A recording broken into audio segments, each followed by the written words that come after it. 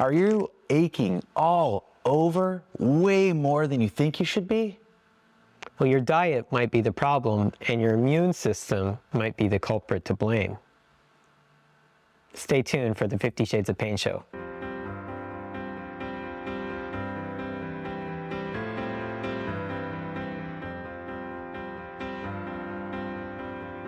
Welcome to the 50 Shades of Pain show. I'm Dr. Danish. I'm here with my co-host, Dr. James Escaloni, and we're broadcasting from Wellward Medical in Lexington, Kentucky. This show is to empower people to have better understanding of their bodies, their health, the things that cause them physical or mental suffering, and the ways that you can take control over the situation with knowledge that demystifies these problems.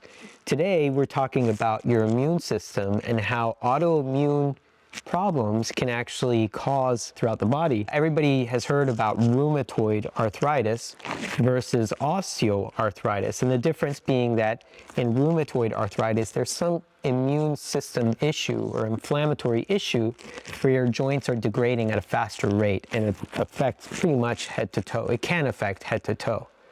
Well, how is it that the immune system degrades your own joints? So every cell in our body has a key signature that tells the rest of the body, hey, I'm a skin cell, hey, I'm a blood cell. But sometimes what can happen is these signals get mixed with other types of signals. So anytime you have a bacteria or a virus that invades the body, those cells also have signatures.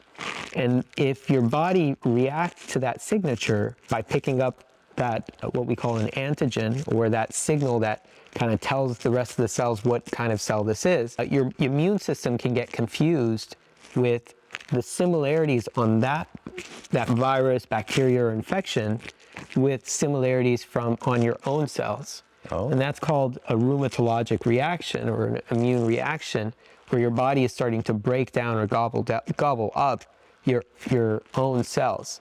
And that's normally a good thing, because when your immune system goes into action, because it's fighting off infection or it's actually fighting cancer.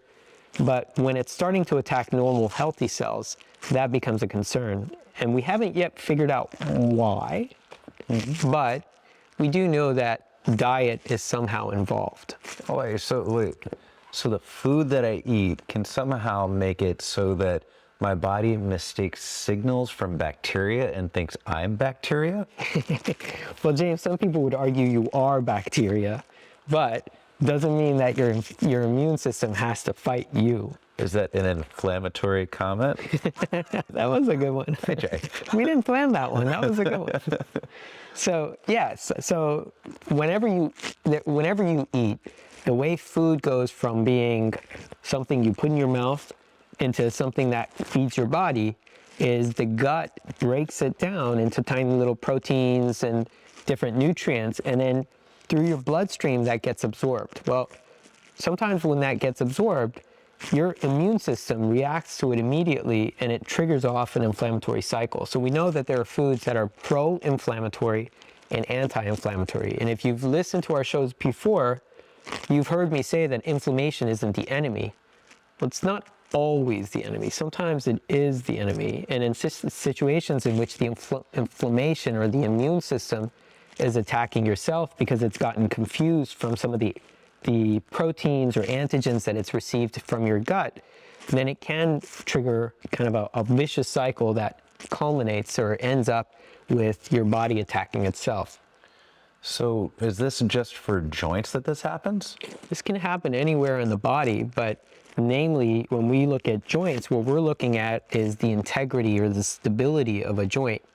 And if the antigens have triggered some kind of an immune reaction where your body is attacking itself, well, it's going to weaken the joint and make it more loose and more vulnerable to injury. So in and of itself alone, the autoimmune reaction may not be what's causing pain, but it's creating instability that can accelerate damage and accelerate the pain.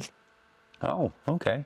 So Are there different types of conditions that are rheumatological conditions for like nerves and stuff that might cause big pains all over? Yes, so some people say things like fibromyalgia. There was another condition we talked about earlier that can be a reaction. Yeah, I'm blanking on it, but It was probably really profound, and you can't hear this unless you follow up on another show when we remember to tell you. that's right. That's right. But rheumatologic issues, fibromyalgia, polyneuropathy or neuropathic pain, some of these conditions are seen as rheumatologic or autoimmune related. And there are theories that that diet is a big player in that. So generally speaking, very simply to help people understand, things that are processed tend to have more immune reaction to it. When you say process, what do you mean? Meaning if it comes in a box and it sits on a counter for months and months and months, then it's been processed in some way to preserve it or keep it sustainable on a shelf. But that's not necessarily nutritious, because things that are nutritious tend to be closer to having been alive. And the more you process food, the less nutritious, or the more of that nutrition you take out of it, and the more chemicals you have to put in to make it preserve. And those chemicals, let alone the foods themselves, could be triggering an inflammatory response. So some people would advocate an elimination diet where you kind of strip yourself down to some of the bare essentials, like starting with a couple of days of fasting, drinking water, and then start adding in different foods. I remember what it was. Oh, this will be profound now. It was irritable bowel and celiac disease, Where gluten. Yes. Everybody talks about, okay, this is now gluten-free. It's because we know gluten is a protein that does cause a strong inflammatory reaction in some people, to the point where it can even attack your gut before that gluten is absorbed, causing things like irritable issues. So yeah, there is a lot of food out there that can trigger an immune reaction in each individual, but we don't necessarily know that unless you go through dietary testing or an elimination diet, which you can do on your own at home by reducing your food content down to the bare essentials, and then building it up gradually, like introducing a new fruit, a new vegetable, and giving it a week or two to see how your body responds to it. And if you feel better or worse, that's kind of a signal as to whether this is an immune reactive food for you or not. So this sounds kind of complicated. And for me, I know I would probably go on a water elimination diet. And then when I'm trying to eat again, I'd probably just eat way too much and feel sick and be like, oh, it's the steak and the burritos. That's what it was. But for you guys seriously at home, that's a big reason why we've got functional medicine specialists right here. So that way they can guide you through this process, because it's not easy.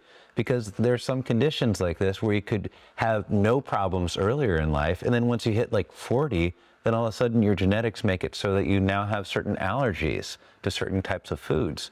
And you wouldn't think to test those foods out because you've had them your whole life and didn't have a problem. So what happens when we age, things change. So that's why, again, having a functional medicine coach to guide you on this process might be the thing to help you out. Okay. That's right. Yeah, it's not always easy, and here at Wellward, we try to give you the basics for homework. Do it on your own, but by all means, use us as resources. Please leave us comments so that we can respond and give you better guidance on what you can do to take better control of your health, and view our other content where we talk about the other things that you can do on your own for better joint health and better mental health. Mm-hmm. Big deal, guys. Check those things out. Let us know. We're here to help you. We work for you guys. Yep. I'm Dr. Donish. I'm Dr. Escaloni, and we'll see you next time. Take care.